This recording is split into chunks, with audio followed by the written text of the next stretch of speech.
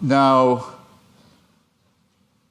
here's what you would have to believe if you thought that this was all designed.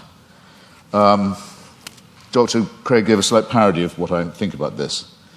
It could be true, but you'd have to imagine, let's say the human species has been, Homo sapiens has been with us. Some people say as long as 250,000 years.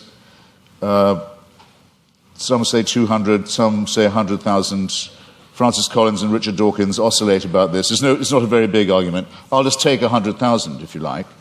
You have to imagine that human beings are born. Well, actually, most of them, a good number of them aren't born. They die in childbirth or don't long outlive it. They're born into a terrifying world of the unknown. Everything is a mystery to them, everything from disease to volcanic eruptions.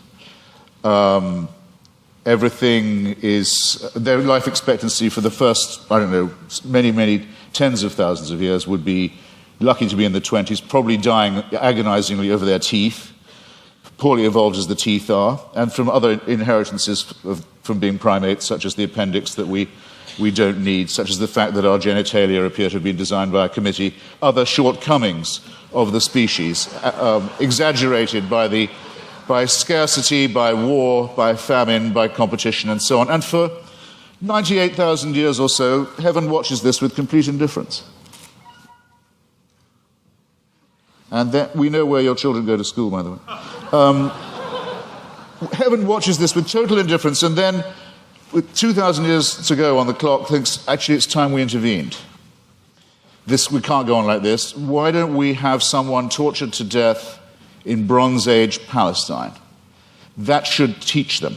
That should give them the chance of redemption. You're free to believe that, but I think the designer who thought of doing it that way was a very cruel, capricious, random, bungling, and incompetent one. The news of this, Dr. Craig talks as if, okay, but since then there have been more people born, so it might have been a good time in terms of population growth. Well, there are a huge number of people in the world who still haven't even heard of this idea.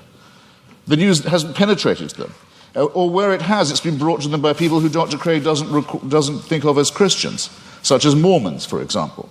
And it's taught to them in many discrepant and competitive and indeed incompatible and violently irreconcilable ways.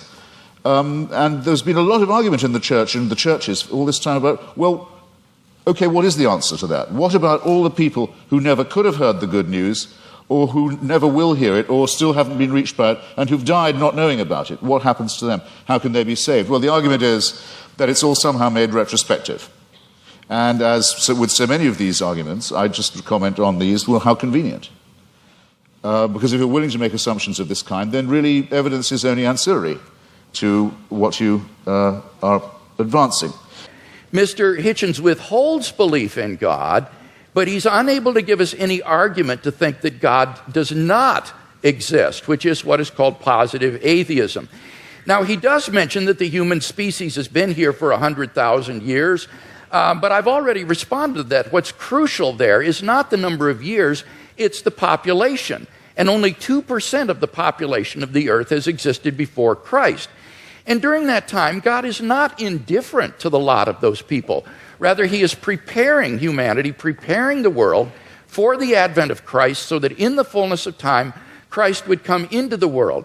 And those people who lived apart from Christ, God cared for them as well and provided for them. The Bible says, ever since the creation of the world, God's invisible nature, namely his eternal power and deity, has been clearly perceived in the things that have been made.